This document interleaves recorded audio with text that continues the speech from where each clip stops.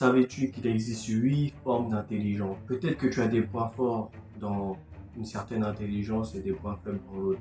Alors le but est de renforcer là où tu auras les points faibles, ou tu peux que renforcer là où tu as les points forts, voilà, en fonction de ce que tu veux faire. Il suffit d'aller après dans ce que tu es fort, ce que tu aimes, ce pourquoi tu as le plus d'intelligence. Comme ça, ce sera plus facile. Maintenant, je vais te décrire les 8 formes d'intelligence. La première intelligence, c'est l'intelligence logico-mathématique. Les personnes qui possèdent cette intelligence ont la capacité de calculer et quantifier, de faire preuve de logique et de résoudre des problèmes mathématiques et scientifiques. J'aime la logique, j'aime les algorithmes, je travaille pour la NASA, je ne sais pas, bon voilà. Tu sais, c'est l'intelligence renforcée. Deuxième intelligence, l'intelligence verbo-linguistique. Les personnes possèdent la capacité d'utiliser des mots et le langage pour exprimer, saisir des idées complexes. Si tu veux être rappeur, faire des métaphores, être un poète, romancier. Troisième intelligence, l'intelligence musicale rythmique. Les personnes qui la possèdent sont sensibles au son, aux structures rythmiques et musicales, au timbre sonore. Si tu veux être un virtuose comme Mozart, si tu as des facilités piano. Quatrième intelligence, l'intelligence corporelle kinesthésique. Les personnes qui possèdent cette intelligence utilisent leur corps de manière fine et élaborée, la capacité de s'exprimer à travers leurs mouvements. Tu peux être un danseur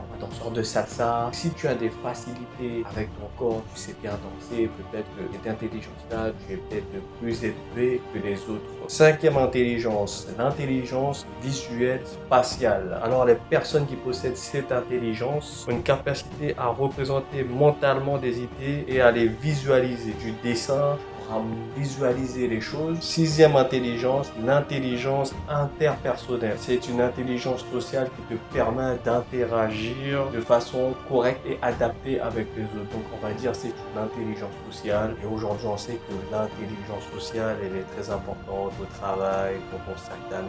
Donc si tu as des bonnes relations, un bon réseau, tu sais l'entretenir, aura sûrement plus de facilité à réussir dans la vie. Septième intelligence, l'intelligence intrapersonnelle. Cette intelligence permet d'avoir une bonne conscience de ses forces, de ses faiblesses, de se former une représentation précise de soi et fidèle de l'utiliser efficacement dans la vie. Si tu connais tes forces et tes faiblesses, tu sauras où il faut que tu t'améliores, que tu fasses. Donc en fait, tu as un avantage sur les autres. Si tu sais sur quoi bosser, tu sauras où aller. Huitième intelligence, l'intelligence naturaliste écologiste. Alors les gens qui possèdent cette intelligence sont sensibles à ce qui est vivant et comprennent l'environnement dans lequel l'homme évolue. Ils sont plus proches de la nature et si maintenant ça t'a aidé à mieux comprendre là où tu avais des forces et des faiblesses pour te renforcer là où tu veux te renforcer, si tu aimais la vidéo, tu peux mettre un like, un pouce bleu. À la prochaine.